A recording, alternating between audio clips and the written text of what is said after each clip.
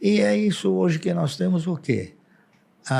O nosso governo examinando a luz do social, tá certo?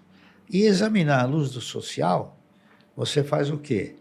Você dá o peixe, você não ensina a pescar.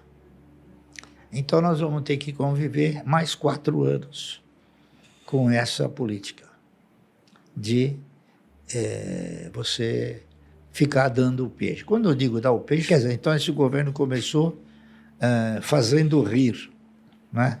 Não é fazendo você alimentar um sentimento de esperança para um aumento nos meios econômicos.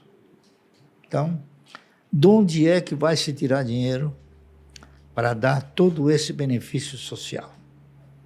Se não do povo brasileiro. Daqueles que são os que geram riqueza. Entendeu? Então, a gente precisa torcer e rezar para que esses 4 anos passem rápido. Eu ia dizer, então, estamos lascados. Tá certo? Uma perspectiva otimista. Não, eu tenho uma perspectiva realista, na minha sim. opinião. Não, tá Tá certo. Eu entendendo? concordo. Tá bem. Porque você veja bem, você pega quais são os acenos que você tem em termos de economia.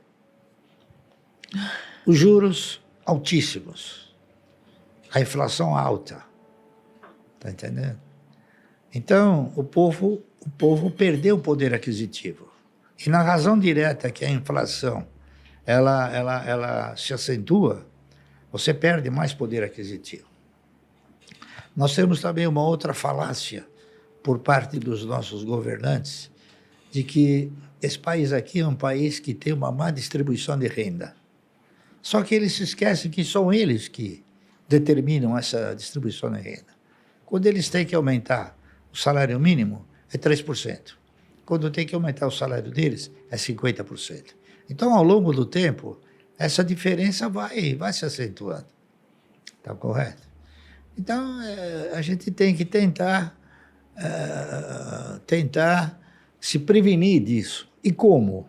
Né? Essa é a pergunta do Como? milhão. Então, aí é que vem você estudar e investir os seus recursos na geração de riqueza. Porque o governo não interpreta a geração de riqueza como um fator de estímulo à economia. Ele tem o quê? Ele tem o fundamento básico de social. Tanto é fato que hoje já ele interpreta e anuncia que ele não vai respeitar mais os orçamentos. Não é isso? Então, tudo isso você vê como fatores negativos, não é isso? Não, sem dúvida. Então, eu olho para esses fatores e falo, vou continuar direcionando meus recursos para gestores competentes e não para gestores incompetentes, como é o governo. Até querendo saber a opinião da Aloysio sobre isso, mas fazendo um ponto, né? Um dos maiores, vamos colocar assim, né, vilões nessa questão de distribuição de renda é a própria inflação. Porque se você Exato. tem uma inflação, por exemplo, vou chutar aqui, de 10%, que foi a inflação oficial medida pelo governo lá em 2021. Ou seja, tudo ficaria na média 10% mais caro. Para uma família que ganha muito pouco, né, isso é a diferença entre ter carne na mesa ou não, porque tudo que eles ganham eles acabam consumindo. Para alguém de classe média, você é afetado na cesta de consumo, mas você já tem sua casa. Você já tem algum investimento que vai ser corrigido pela inflação. E, Exato. se o teu patrimônio é muito grande, que é o caso dos ricos, você tem um monte de investimentos que vão estar ganhando acima da inflação nesse cenário, vai estar comprando em empresas que têm o poder de remarcar preços, por exemplo.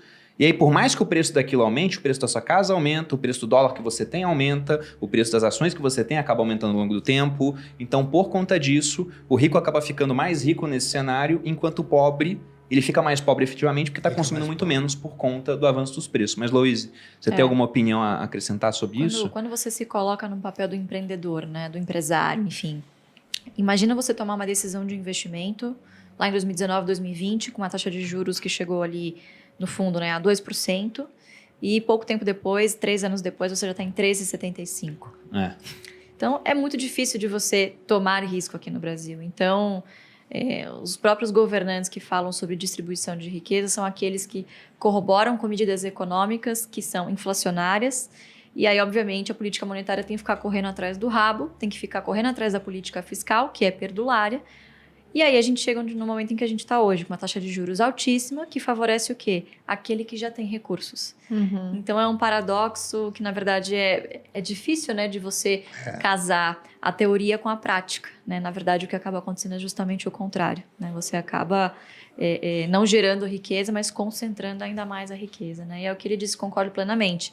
A classe política é aquela que mais contribui para isso. Né? Lembrando que quando você corrige o deles, é tudo em cadeia.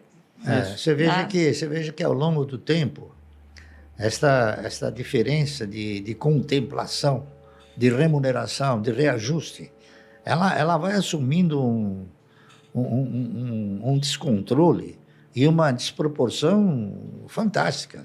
Você veja que o salário mínimo é R$1.000, R$1.300. O salário do ministro do Superior Tribunal Federal é R$45 mil. Quer dizer, olha a diferença. Né? Essa diferença ela foi se consolidando ao longo do tempo, certo? Então é por isso que a distribuição de renda nesse país ela é inadequada. Exato. Certo? E aí você cai numa armadilha muito comum, né, para os países em desenvolvimento, que é a estagflação.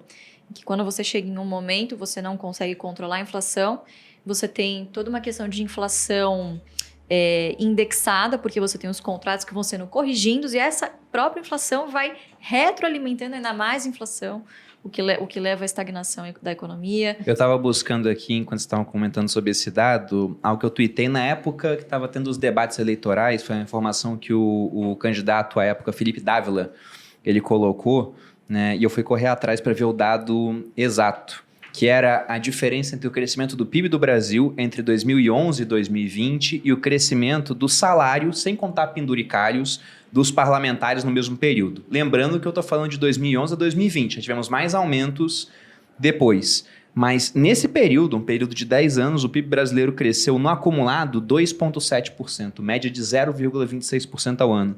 Enquanto isso, o salário dos parlamentares saiu de 16.500 para mais de 33 mil, um aumento de 104,6%. Que beleza. Está explicada a questão da distribuição de renda no país. Né? E depois eles querem taxar dividendos para resolver as coisas. Exatamente. Né? Enquanto eles estão lá simplesmente pegando tudo isso. É porque cada dia que passa, eles têm a necessidade de mais recursos. De mais dinheiro, Então eles vão colocando o dedo onde dá. Né?